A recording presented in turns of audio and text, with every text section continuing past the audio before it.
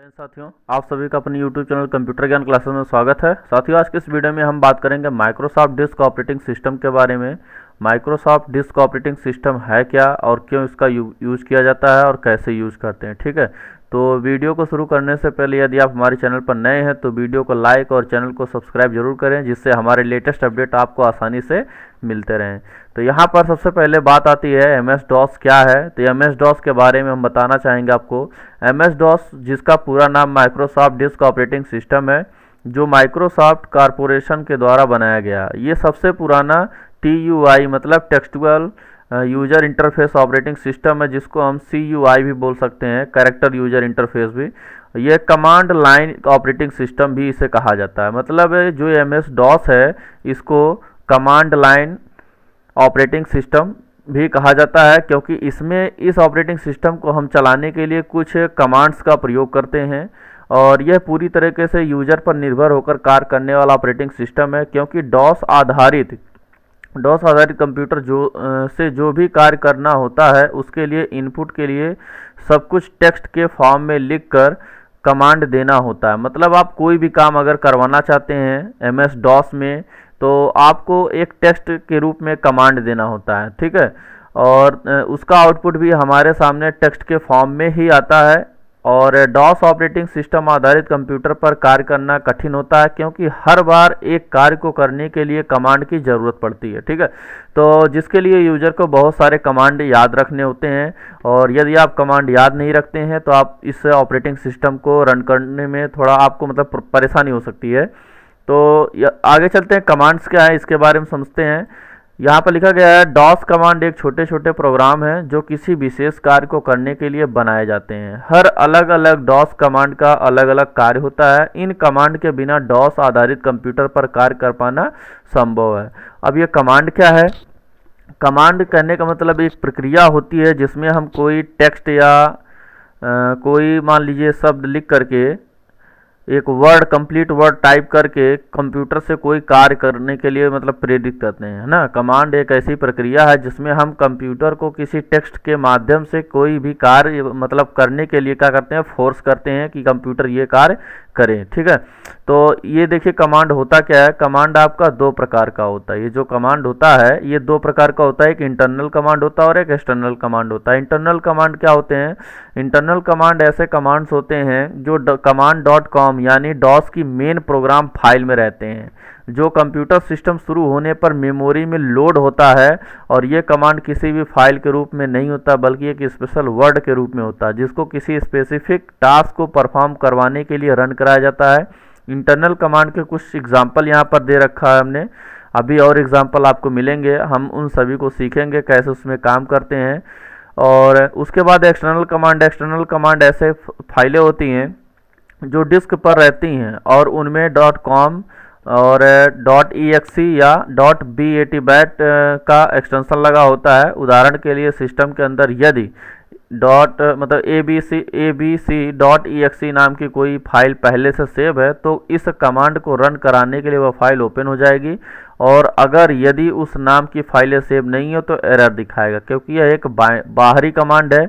यह तभी काम करेगा जब सिस्टम में मतलब इस नाम की कोई फाइल मौजूद रहती है। तो अभी आप ना बस केवल इतना समझिए, इंटरनल कमांड ऐसे कमांड्स होते हैं जो ऑपरेटिंग सिस्टम के साथ हमारे कंप्यूटर में लोड होते हैं और कार्य करते हैं। ठीक है, और एक्सटर्नल कमांड ऐसे कमांड्स होते हैं जो किसी बाहरी उपकरण को लगाने पर काम करते हैं। ऐसे कमांड्स जो कंप्यूटर में किसी एक्सटर्नल डिवाइस के कनेक्ट करने पर ही काम करती हैं, उसको हम क्या कहते हैं, एक्सटर्नल कमांड कहते हैं। ठीक, तो अभी हम MS DOS को ओपन करते हैं, कमांड इंटरफेस को ओपन करेंगे और उसके बाद जो है हम लोग कमांड के सहारे कुछ काम करवाएंगे कंप्यूटर से। ठीक है, तो सबसे पहले करना क्या है आपको, मैं इसको क्लोज कर रहा हूँ।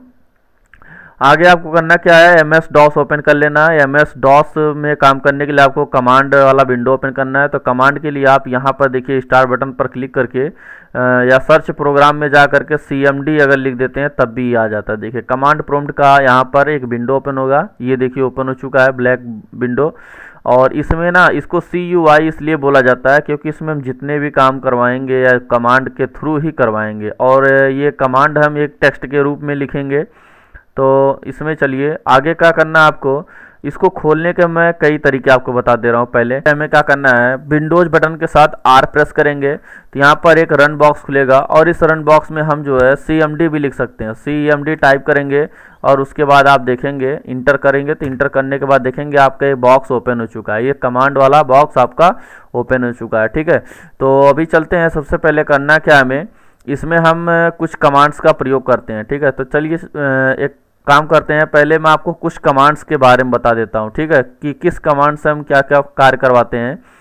तो करना क्या है हमें, हम आ जाते हैं थोड़ा अपने PDF फाइल को ओपन करते हैं और PDF फाइल में हमने उसमें बना कर रखा है आप लोगों के लिए। तो सबसे ठीक है, तो यहाँ पर हम आपको कुछ कमांड बता देते हैं जिससे मतलब उसका क्या वर्क है, उससे क्या करते हैं। देखिए सबसे पहला हमारा जो इंटरनल कमांड है, इंटरनल कमांड पहला हमारा आता CD कमांड से होता क्या है, चेंज डायरेक्टरी इसका पूरा नाम है। इस कमांड के द्वारा हम मतलब किसी भी फोल्डर के लोकेशन को क्या करते हैं, चेंज कर सकते हैं।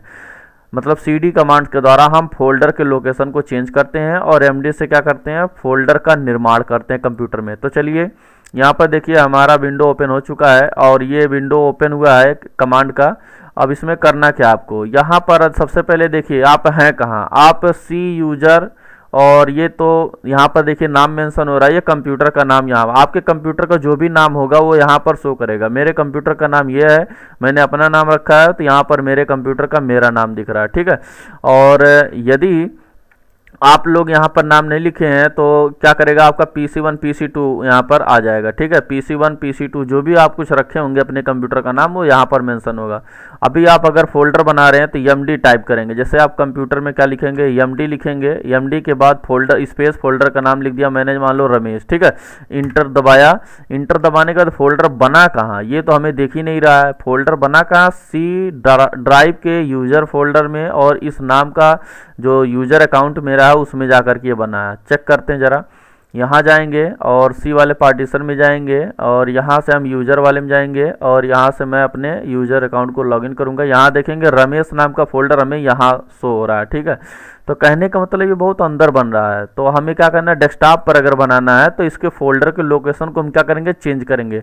और चेंज करने के लिए हमने पहले बताया है कि CD कमांड से क्या होता है, चेंज डायरेक्टरी होती है। ठीक है, तो करना क्या है, यहाँ पर डायरेक्टरी को लोकेशन को चेंज करने के लिए सबसे पहला जो कमांड हम चलाएंगे CD चलाएंगे। CD के बाद स्पेस देना है और लिख देना है डेस्कटॉप।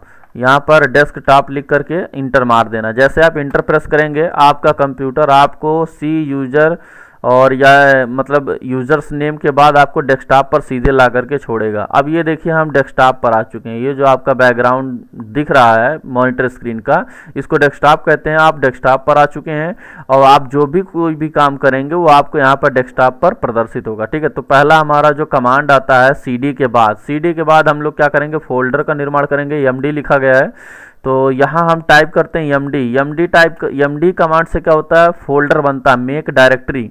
लेकिन फोल्डर किस नाम से बना रहे हैं ये ज़रूरी होता है। तो अभी देखिए डेस्कटॉप पर हमारे मतलब रमेश नाम का कोई फोल्डर नहीं है, तो यहाँ पर हम MD के बाद नाम लिख देते हैं रमेश। ठीक है, और इंटर प्रेस कर देते हैं। अभी देखेंगे यहाँ पर एक रमेश नाम का हमारा फोल्डर क्या चुका, बन चुका है। अगर आप माउस से बनाते हो तो राइट क्लिक करोगे, फिर न्यू पर जाओगे, फिर फोल्डर पर क्लिक करोगे, तब ये फोल्डर बनता है। ठीक है, लेकिन अगर कमांड के थ्रू बनाना चाहते हैं तो MD लिखिएगा। मैं यहाँ पर A लिख करके इंटर मार देता हूँ, देखेंगे A नाम से यहाँ पर फोल्डर क्या हो चुका, बन चुका है। ठीक, और इन सभी फोल्डर को क्या करना है, डिलीट वगैरह करना है तो उसके लिए अलग अलग कमांड है। मैं भी आगे आपको बताऊंगा कैसे डिलीट होगा। तो MD कमांड से क्या होता है, फोल्डर बनता है। और एक सबसे बहुत ज़रूरी बात ये है कि ये जो पॉइंटर मैं स्क्रॉल कर रहा हूँ इधर उधर, अगर आप डेस्कटॉप पर क्लिक किए हैं तो ये आप लिख नहीं पाएंगे। आप मतलब जब भी आप इस विंडो के अंदर लिखना चाहेंगे तो आपको यहाँ पर क्लिक करके ये कर्सर अंदर ही रहने देना। ठीक है, तो चलिए ये तो एक फोल्डर बन रहा है। अगर मान लीजिए हमें एक साथ 5 या 6 फोल्डर बनाने हैं तब हम क्या करेंगे, तो क्या करना है, आप MD कमांड लिखिएगा। MD कमांड से फोल्डर का निर्माण होता है। MD उसके बाद फोल्डर का नाम लिखना है, स्पेस दे करके आप जितना फोल्डर बनाना चाहते हैं सबका नाम लिख डालेंगे। ठीक है, तो यहाँ पर मैं लिख देता हूँ, जैसे A से तो बन चुका है तो इसलिए A से नहीं बनेगा दोबारा। ठीक है, B हो गया, space C space D space E space F, inter कर देते हैं। अभी देखेंगे मेरे पास इतने फोल्डर बन चुके हैं। ठीक है, इतने, और वो भी एक साथ बने हैं। ये बना है MD कमांड से। ठीक है, और अगला कमांड हमारा दे रखा है mkdir इस कमांड के द्वारा हम अपने कंप्यूटर में फोल्डर का निर्माण करते हैं। मतलब इससे भी हम क्या करेंगे, फोल्डर बना सकते हैं। कैसे लिखेंगे, mkdir स्पेस, अब यहाँ पर जैसे मैं लिख देता हूँ मोहन, मोहन लिख करके इंटर कर दिया। यहाँ पर देखेंगे तो यहाँ पर भी आपका क्या है, कमांड बन चुका है। मतलब md और mkdir इन दोनों कमांड से क्या होता है, फोल्डर का निर्माण होता है, मतलब डायरेक्टरी का निर्माण होता है। फोल्डर को डायरेक्टरी के नाम से भी जानते हैं, ठीक है। अभी अगला कमांड हमारा आता है rd का मतलब होता है रिमूव डायरेक्टरी। इस कमांड के द्वारा हम अपने कंप्यूटर में बनाए गए फोल्डर को डिलीट करते हैं, ठीक है। फाइल को नहीं डिलीट करते हैं, केवल फोल्डर को, ठीक है। फाइल और फोल्डर में अंतर है, आगे आपको देखने को मिलेगा, ठीक है। तो अभी करना क्या है, जितना फोल्डर बनाए हैं सबको मिटाना चाहते हैं तो हम लिखेंगे rd स्पेस, फोल्डर का नाम लिखना है। rd के बाद, rd एक कमांड है और उसके बाद हमें क्या करना, फोल्डर का नाम लिखना जिस फोल्डर को हम मिटाना चाहते हैं। जैसे ए इंटर कर दिया तो देखेंगे ए नाम का फोल्डर यहाँ पर था, वो मिट चुका। मोहन को मिटाना है तो rd स्पेस मोहन इंटर कर दिया, मोहन नाम का फोल्डर हमारा मिट चुका है, ठीक है। यदि हम एक साथ सभी फोल्डर को मिटाना चाहते हैं तो करना क्या, आपको rd लिखना है, b लिखना, c लिखना, d और e और f कर देंगे, इंटर मार देंगे। सारे के सारे फोल्डर हमारे क्या, डिलीट हो चुके हैं, ठीक है। नेक्स्ट कमांड पर चलते हैं। अगला कमांड हमारा आता है rmdir रिमूव डायरेक्टरी। इस कमांड के द्वारा हम अपने कंप्यूटर में बनाए गए फोल्डर को डिलीट करते हैं। मतलब ये दोनों सेम है, देखिए md mkdir से फोल्डर बनता है, rd और rmdir से फोल्डर डिलीट होता है, इन दोनों से डिलीट होता है, ठीक है। और रन कमांड से क्या होता है, बनाए गए फोल्डर अथवा फाइल के नाम को हम क्या करते हैं, रीनेम करते हैं। मतलब फोल्डर को रीनेम करते हैं, नाम चेंज कर सकते हैं, ठीक है। तो ये प्रक्रिया करेंगे। अभी करना क्या है, इसको मैं मिनिमाइज करता हूँ और rd हो चुका है, rmdir कमांड का यूज करता हूँ। चलिए rm, ये आप क्लिक कर लीजिएगा, है ना, नहीं तो दिक्कत हो जाएगी लिखने में। rmdir स्पेस, यहाँ पर देखेंगे रमेश नाम का एक फोल्डर शो हो रहा है, इसको मैं डिलीट करता हूँ।